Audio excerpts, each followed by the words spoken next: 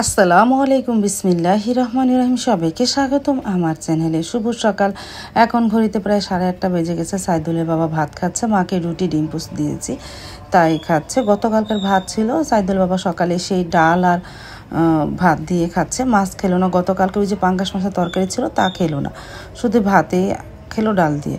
তারপর তো বাহিরে তো গতকালকে রাতে ভোরের দিকে, মানে আজকে বলতে পারো, আজকে ভোরে ভোরে নামাজের আগে বৃষ্টি হয়েছিল অনেক। দেখো, বৃষ্টি হলে আমার ঘরের সামনে একটু পানি জমে যায়, আর একটু হালকা রৌদ্র উঠেছে। তারপর আমি চা বসিয়ে দিয়েছিলাম, চা হয়ে গেছে। এখন সেকে মাকে, সাইদুল বাবাকে আর সারামণিকে দে। সকালের নাস্তা তো সারামণি চা আর বাকরখানি খাবে।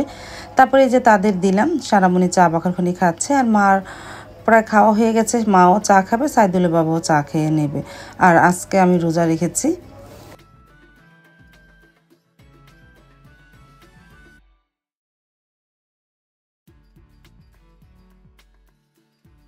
এদিকে চা খেতে খেতে চলে আসলো মিজানটা গতকাল শুক্রবার দিন সকাল ভোরে ওর শ্বশুর বাড়ি গিয়েছিল, মানে ইভার বাবার বাড়ি গিয়েছিল। আজকে সকালে চলে এসেছে। তো চাবি তো আমাদের ঘরে থাকে, এই যে মিরান এসেছে চাবি নিতে, মিরানকে চাবি দিলাম। ওরা সকালে চলে এসেছে ওর নানি বাড়ি থেকে।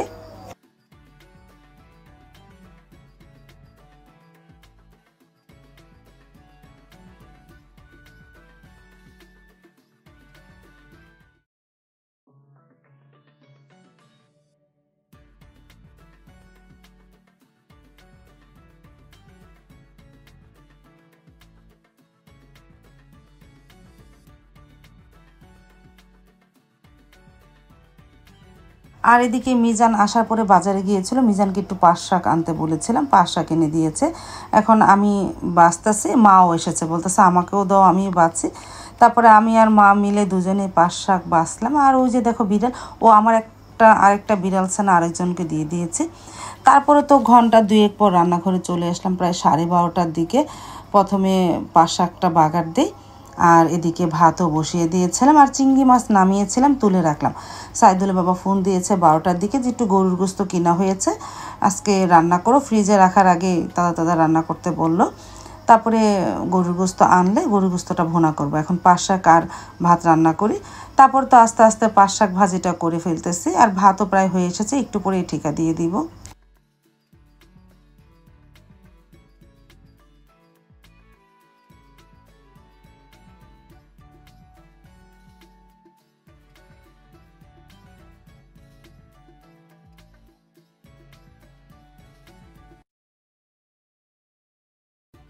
তারপরে তো ভাত আর পাট শাক হয়ে গেল। সাইদুলের বাবা চলে এসেছিল, তাড়াহুড়ো করে মেখে ঝুঁকে গরু গোস্তটা বসিয়ে দিয়েছি, আস্তে আস্তে হোক।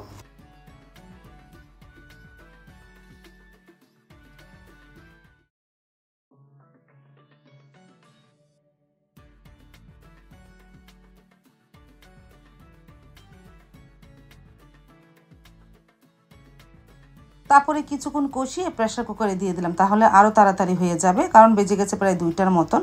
মা সাইদুলের বাবা খাবে না।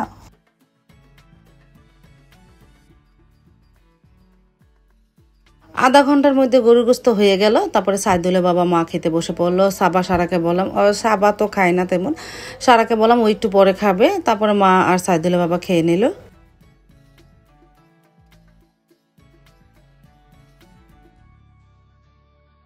তারপর তো দেখতে দেখতে বিকেল হয়ে গেল। আমি বাহির বাড়ি হাঁটতেছি, আর সারামণি বলতেছে মা একটু ফোনটা দাও, আমি তোমাকে গাছের ভিডিওগুলি করে দিই। এই যে আমার গোলাপ গাছে কি সুন্দর গোলাপ ফুল ফুটেছে, 2টা গাছেরে মাশাআল্লাহ, একটা সাদা একটা গোলাপি কালারে, 2 গাছে সুন্দর ফুল ফুটেছে।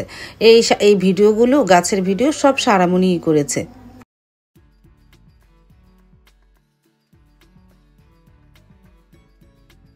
তারপরে এই যে সারামণি দুবলা গাছে অনেক পদের দুবলা ফুল, সাদা মেজেন্ডা কালার, মানে কয়েক পদেরই ফুল ফুটে। আর আমার পুদিনা গাছে যা পাতা হয়েছে, অনেক পাতা হয়েছে।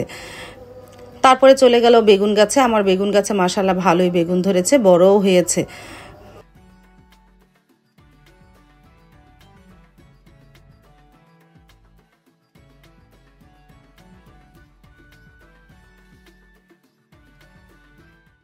তারপরে এই যে বড় বেগুনটা, এই বেগুনটা অনেক বড় হয়েছে। আর এদিকে মরিচ গাছও মাশাআল্লাহ ভালো মরিচ হয়েছে। দুইটা বেগুন গাছে প্রায় 4টা বেগুন আছে। আর এই যে কৃষ্ণ মরিচ গাছে তো ভালোই মরিচ এসেছে, এখন তুইও বড় হয় না, ছোটো ছোটো। আর এদিকে ছোট মরিচ গাছও মাশাআল্লাহ অনেক ফুল ফুটেছে, হাজারি মরিচ গাছের। তাই সেটাই তোমাদের আবার সারামণি দেখাবে। এই যে দেখো অনেক ফুল ফুটেছে আর অনেক ছোট ছোট কাঁচামরিচ হয়েছে। আর সারামণি গাছ তো আছেই, ছোট ছোট গাছ। তারপরে দেখালো সারামণি লজ্জাপতি গাছ। লজ্জাপতি গাছ ভালোই মানে অনেক বড় হয়েছে, চারদিকে অনেক ছড়িয়েছে লজ্জাপতি গাছটা। আর অনেক ছোট ছোট ফুল ফুটেছে। লজ্জাপতি গাছের ফুলগুলিও ছোট ছোট, ভালোই লাগে দেখতে। এই যে সারামণি হাত ধরলেই ডুবে যায় লজ্জাপতিগুলো, মানে গাছের পাতাগুলো। তারপরে চলে আসলাম লেবু গাছের সামনে। মাশাআল্লাহ ভালোই লেবু হয়েছে, এখন তুইও বড় হয়নি, ছোট ছোটই, একটু বড় হোক তারপরে খাবো নে।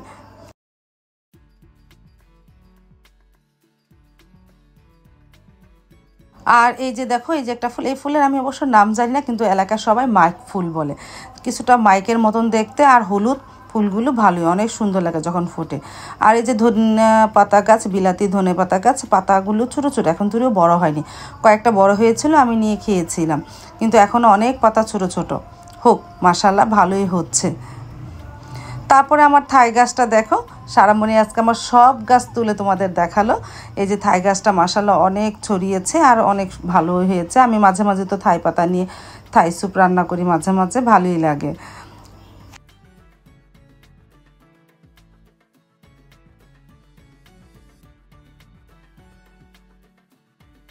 তারপরে এই যে চারা গাছের কয়েকটা আম হয়েছে, আম প্রায় অনেকেই হয়েছিল, কিন্তু খরায় অনেক আম পড়ে গেছে। এখন একটা দুইটা আছে এই গাছের আম, বেশি একটা নাই। দুই একটা, মানে এখানে তো 3টা গাছ আছে, এই 3.5-4টা গাছের মধ্যে 2টা গাছে কয়েকটা আম আছে, আর সব খরায় পড়ে গেছে। আর একটা জিনিস দেখো, এখানে একটা টমেটো গাছ আছে, একটা টমেটো হয়েছে, আরও ফুল এসেছে, হবে মনে হয়। এই যে টমেটো হয়েছে।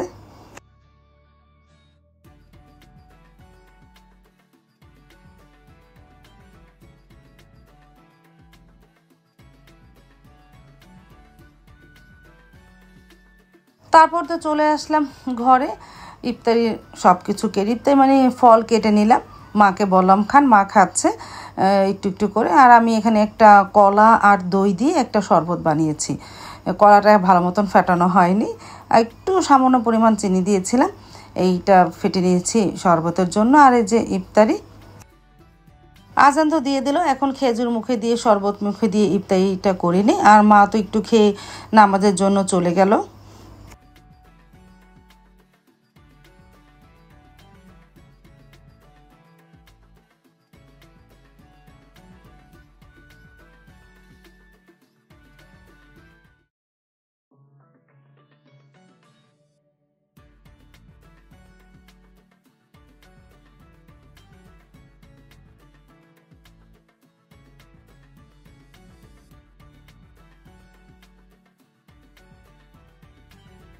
আজ তাহলে এই পর্যন্ত, দেখা হবে আগামীকালকে নতুন আরেকটা ব্লগ নিয়ে।